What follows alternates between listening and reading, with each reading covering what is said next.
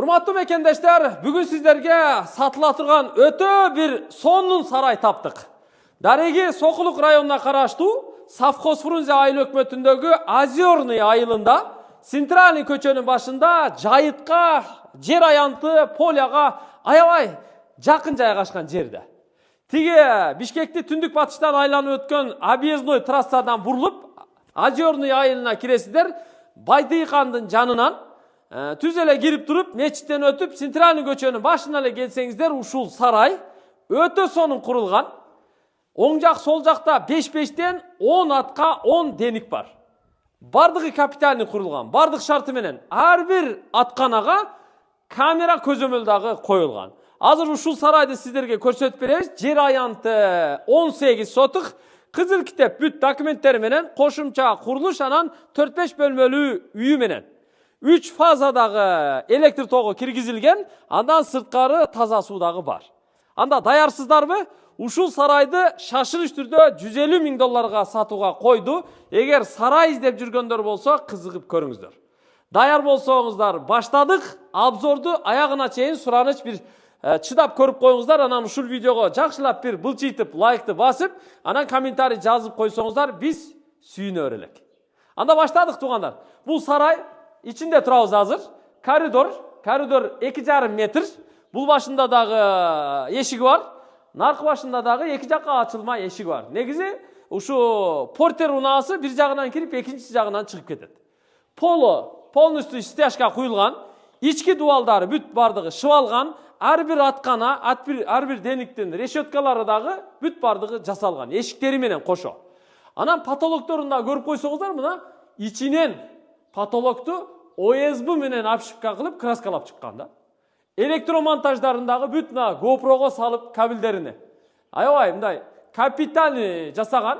Анан ар бир атканага өз-өзүнчө ар бир атты онлайн көрүп турууга камера көзөмөлдөрүн да койгон.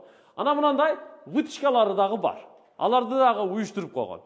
Азыр эми мына оң жакта карасаңыздар болот. Бул бир аткана. Андан кийин туугандар, экинчи аткана, үчүнчү, төртүнчү, бешинчи. Ушул катарда 5 аткана бар. Ал эми бул жагында дагы 1, 2, 3, 4, 5. Бул жакта дагы катар 5 аткана жайгашкан. Ар бир атканада туугандар баягы аба желденип турганга, жай мезгил ачып койгонго окошкалары дагы коюлган. Азыр мына бирөөсүнү үлгү катары сиздерге көрсөтөлү. Мына эшиктери дагы ушундай аябай жакшы жасалган, крючоктору менен. Эшикти ачып эле ичине мына атты киргизип байлап коет. Полу дагы бүт кирпичтен жасалган туугандар. Бул жакта акыруу, эки окошкалуу. Бул жагында мына көрүп турасыздар, ар бир атканада ушундай жарык лампасы коюлган, форточкасы коюлган, дал ушундай жасалган туугандар. Үлгү бул сиздерге. Мына көрдүңүздөр, бул жакка атайын көз тийбеш үчүн ушу машаллах жазып да койгон да. Анан коридорго атайын мындай таза сууну дагы бүт монтаж кылып тартып келип киргизген, анткени атка баягы суу берип турушат да. Бул жакта бир ат байланып турат, эми калгандарын сыртка алып чыгып байлап коюптур. Мына ал жагындагы бир катар көрсөтүп коелу. Бул жагы чыгыш тарабы болуп эсептелет. Бул жерде өзү ушу 10 атканада 10 атты кармап багып турушат экен да. Сарайдын узундугу 22 метр, ал эми туурасы 11 метр болуп эсептелет. Сыртынан дуалы ушу бая паксалуу болуп куюлган, самандуу улай менен курулган. Бирок сейсмопоезд колонналары бүт бардыгы арматуралар салынып, өзүнүн жол жобосу менен капитальный курулган туугандар. Мынандай чөп түшүргүч жайы да бар. Үстү чөп гана болгон үчүн ушул жерден чөптү прести түшүрүп, анан ушул жерден таркатып ар бир атка акырга салып бере берет. Бул жагында да эшик коюлган туугандар. Мына бул жакка чыкканда, мына жерде башка жер бар экен. Көрүп турасыздар, ушул жер мына контейнердин тушу 2,5 метр аралыгы дагы бар. Бирок ушундай контейнерден 20 тонналык контейнерден сарайга үйгө кошулуп сатылат 9 штук контейнер бар. Азыр аларды дагы көрсөтөбүз. Бул жагы мына караңыздар, поляга өтө сонунда жана атты суутуп нары бери токуп алып бастырганга, атты суутканга аябай жакшы да. Аябай жакшы туугандар. Жүрүңүздөр эми сарайга кирип, нар жагынан чыгып, калганы бүт сиздерге чекеден көрсөтүп берели. Сиздер алыстабай туруп туруңуздар, Ушул видеону мен суранарым сөзсүз түрдө башка тааныш билиштерге, саяпкерлерге, улакчыларга, бизнесмендерге, чарбачылдарга бөлүшүп коюңуздар. Мен ушул видеонун көпчүлүккө, жалпы эл журтка жетишин каалайт элем да. Экранга телефон номерларын жазып койдук. Ошол номерге чалып байланышып сүйлөшсө болот. Азыр сарайдын бул жак эшигинен чыктык туугандар. Чатыры болсо 2 кат жабылган, мына А түрүндө көрүп турасыздар, Үстү полностью чөп кана. Чөптү нар жагынан, наркы башынан алып келип жыйып киргизет. Бул жагына мына шаты коюп койгон, лестница жасап койгон. Ушул жерден чыгып анан баягы саяпкерлер, ошо малчылар чөптү түшүрүп карай берет да. Үстү чөп кана. Канча чөп пресс батат, аны билбейт экенмин точно. Сарайды сыртынан көрүңүздөр. Бул жагыраак өтүп сыртынан көрүңүздөр. Мына туурасы 11 метр, ал эми узундугу болсо 22 метр. 11ге 22 чатыры тыныке менен жабылган, жыгаштары жакшы жыгаштар. Көрүп турасыздар. Мына боковойлорунду бүт шифер тосмо менен тосуп чыккан. Сейсмопоисттери, колонналары, мына бүт арматуралар салынып курулган. Көрдүңүздөр, Жакшы сарай туугандар. Анан бул жагы мына көрүп турасыздар. Дал ушундай контейнерден 20 тонналык чоң контейнерден 9ду тизип чыккан. Бул контейнердин сырты нар жагы уже эгин тала поля. Тагыраагы ушу Озерный айылынын Центральный көчөсүнүн эң чекесинде, эң башында поляга жанашып турган жер үй болуп эсептелет. Жер аянты ушул жер туугандар. О контейнерге чейин 18 сотук да, 18 сотук. Ал эми сарайга уланып туугандар, мына көрүп койсоңуздар болот.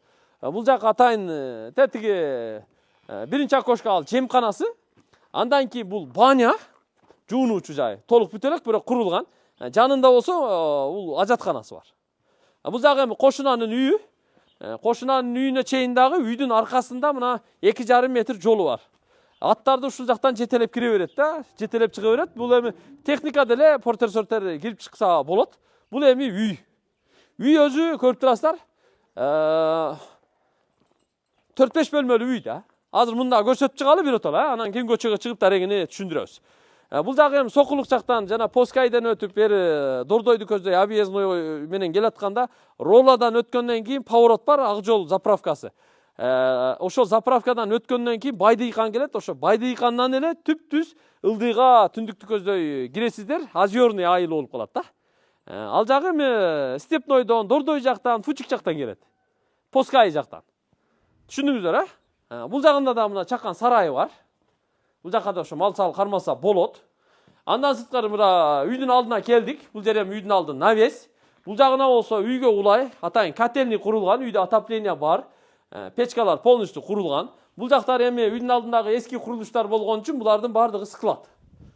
Алды навес туугандар. Үйгө кирели, үйдү дагы бир катар сиздерге көрсөтүп чыгайлы, Кана бисмилла. Үйдү бир катар көрсөтүп чыгайын.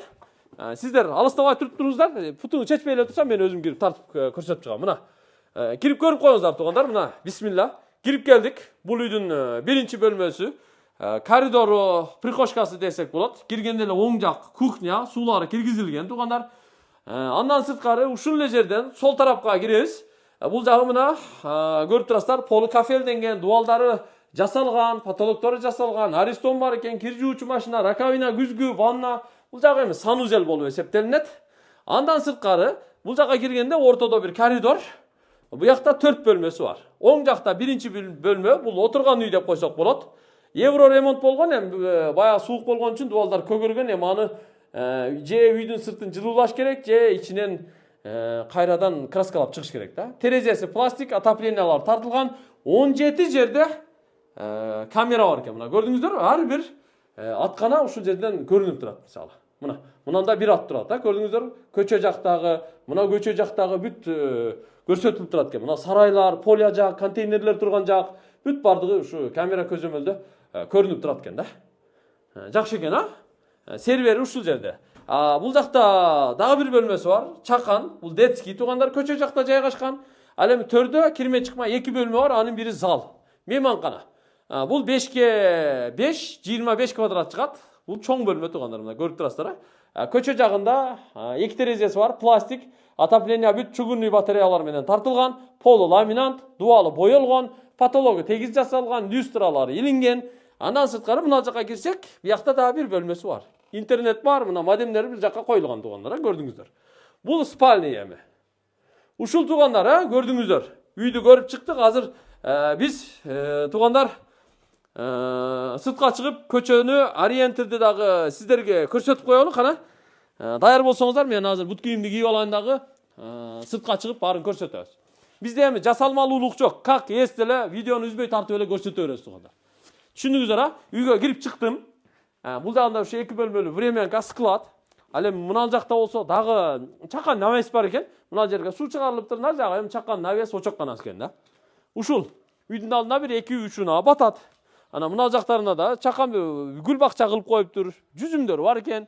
Мына трехпаска кириптир, счетчик ушул жерде коюлуптур туугандар, көрүп турасыздар.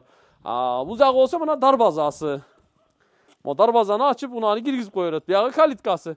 Мына көчө жагындагы атайын сетка тосма менен тосуп, чакан бир бакча кылып коюптур. Мына жакка септик жасап коюптур, мына көрүп турасыздар. Бул септик экен. Ушул туугандар, көрдүңүздөр, мына жерде трансформатор бар. Сразу эле ошо трансформатордон 3 фазаны тартып киргизип алышкан да. Бул көчө болсо Озерный айылындагы центральный көчө. Объезднойдон түз ылдыйга түшүп келгенде эле, тиги жерде көчөнүн башында мечит бар. Ошол мечиттен эле центральный көчө менен түп-түз аягына чейин келесиздер. Көчөсү негизи асфальт, анча жеринде эле чукур-пукур болбосо, атак жакшы эле. Көрүп турасыздар, кенен көчө да. Маршрутка келет ошо мечиттин ар жагына. Ылдыйда северный айыл жактан келет да. Ана мынал жагычы, мынал жагы поля, ушул жагы мазда да, туугандар. Көрдүңүздөр? Ушул жагы мазда. Мен айттым го, сарайдын баасы мына контейнери менен, 9 контейнери менен баары комплект ичинде $150 миң сатууга коюлду туугандар. Кеми бар? Сүйлөшсө болот, негизи. Сүйлөшсө болот. Бул жагы эми ушу кызыл китеп боюнча мына трансформатор турат, Кызыл китеп боюнча ушу трансформаторга чейин эле экен да. Ана бул жагыны бир аз территория пока загонго кененирээк болсун деп эле туугандар контейнерди бир аз чекеракка тосуп койгон да. Балким ал жагын деле убактылуу пайдаланууга айыл өкмөт менен сүйлөшүп, бул жагындагы документ кылса болушу мүмкүн. Эми ал жагыны баягы мыйзам жол берсе, пайдаланса болушу мүмкүн. Балким убактылуу. Контейнерден 9 штук контейнер бар. Булар дагы калат. Азыр контейнерлер канчадан болуп калды? Примерно $1,5 миңдан $2 миңга чейин, туурабы? Контейнерлердин өзү эле бир $10-15 миң болуп калат да, 9 контейнер. 40 тонналык контейнерлер. Мына бирөөсүндө мына 2 эшиги турат, жашаса да болот. Анын ичин даже ушу жашаганга даярдап жасап да койгонбуз дешти да. Трансформатор бар территорияда. Жол келип мына жака, оң жака төргө чейин кетет экен. Бул жагы уже поля да, туугандар, поля. Баягы атты суутуп, нары бери басканга өтө сонунда. Көрдүңүздөр? Өтө сонунда. Ушуну менен даканса мына жака кетсечи, биягы студентский деген айыл бар. Студентский айылы ал жагы баягы канизавод деп коет, Бияктарды аябай жакшы билем мен, мисалы, туугандарым жашайт ошол жакчы. Бирок жакшы жер, чындыгында жакшы жер. Шаарга да жакшы да, анткени биягы менен келе койгонго, Сокулук менен келе койгонго, Авторындык жагы менен, Антоновка жагы менен келе койгонго дагы жакшы. Анан бул жагы Фучик жак менен, Объездной жак менен дагы шаардан келип кеткенге аябай ыңгайлуу. Негизи жакшы жер. Барыңыздарга сунуштайбыз. Контейнери ичинде 18 сотук жер, үйү, майда-чүйдө курулушу, сарай-парай менен ушул турушунда туугандар. Только аттарын алып чыгып кетет болду. $150 миң кеми бар. Эми шашырыш сатууга коюп жатат. Кимге насип кылар экенин биз билбейбиз. Алла таалам бирөөнүн пешенесине жазды. Ушул жер кимге болсо да куттуу жер болсун. Берекелүү жер болсун. Кирешелүү жер болсун, ак жолтой жер болсун. Чарбалуу жакшы, мындай куттуу жакшы жер болсун да, ушундай тилек максат кылалы. Үйдү балким бузуп туруп ордуна зор особняк курсаңыздар болот. Жемкана, буягына дагы баягы мал бука кармай турган сарай улап курсаңыздар болот. Жер бар да, кыскасы жер кызыл китеп боюнча 18 сотук. Болду, эми көп сүйлөп койдум окшойт, Барды бардай, болгону болгондой, туугандар, кандай болсо ошондой көрсөттүк. Реальный. Ассаламу алейкум.